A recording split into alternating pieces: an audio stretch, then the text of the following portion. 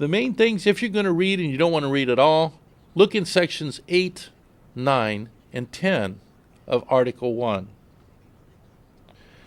Section 8 gives specifically what Congress can do.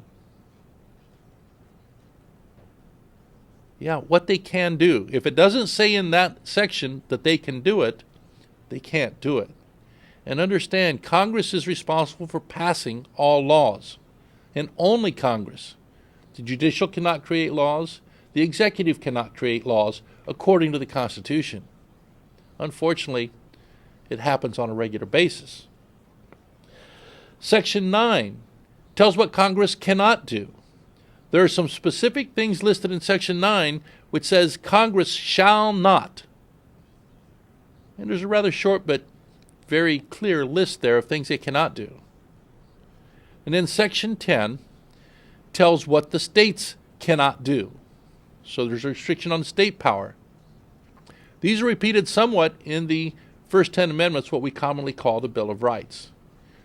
So if you do want to understand what government can and cannot do, read sections 8, 9, and 10 of Article 1, and then read the Bill of Rights, specifically Article 9 and Article 10.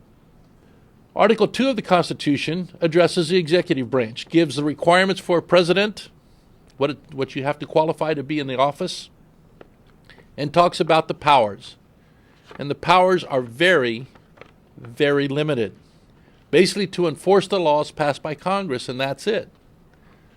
You may be surprised, but there's nothing in the Constitution that says anything about executive orders. Although you've probably heard about the president issuing executive orders, enforcing or changing or becoming in effect law. Now, of course, the executive, the chief executive, the president can write an executive order that applies to his part of the government. He can order his employees to do anything within the law.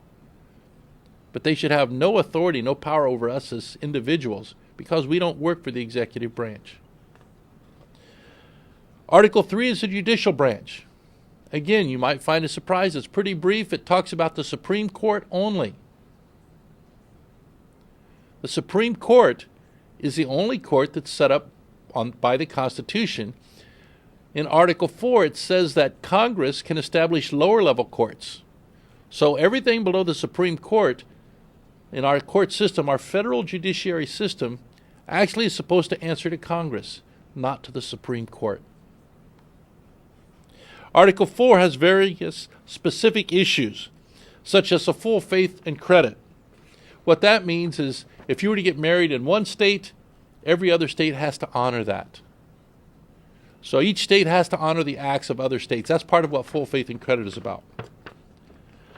Article 5 determines how to amend the Constitution.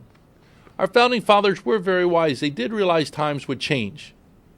But rather than have it to be considered a living document that automatically changes with the times and therefore becomes, like I said earlier, whatever the persons in power believes it is, they arranged a way or provided for a way for us to change the Constitution if it was determined it was needed.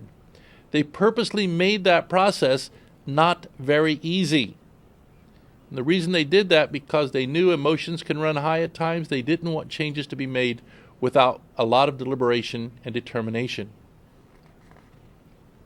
Article 6 covers, again, various issues, including oaths of office and establishing of supreme law, meaning the Constitution would be the supreme law of the land, as well as any treaties that are passed within the jurisdiction of the Constitution. Let's talk about that oath of office for a moment. I alluded to that earlier, that when you take an office, either in the military, enlisted or officer, or any office for any government, federal, state, or county, or city, it's required that you take an oath of office.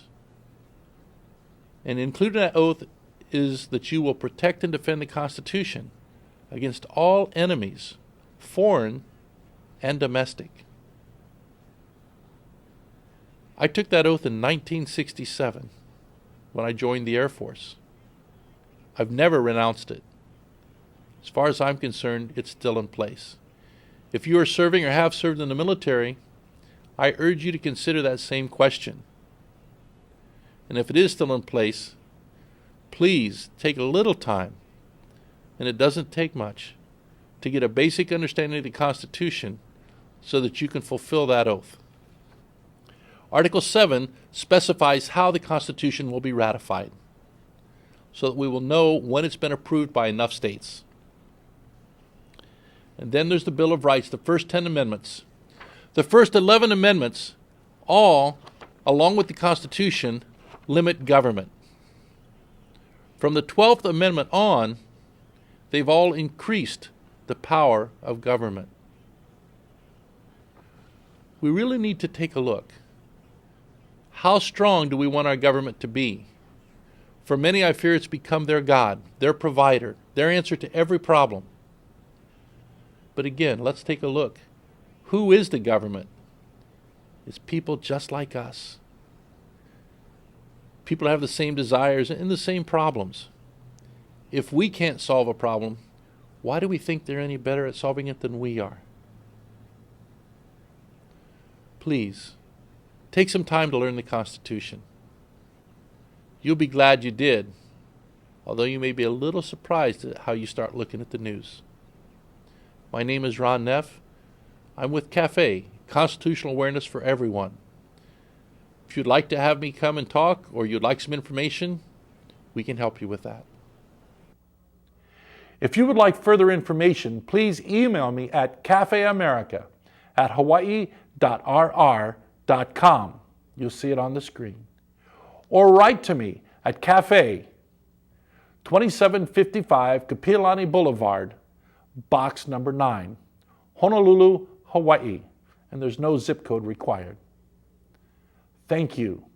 Please watch for the next meeting at my cafe. Aloha.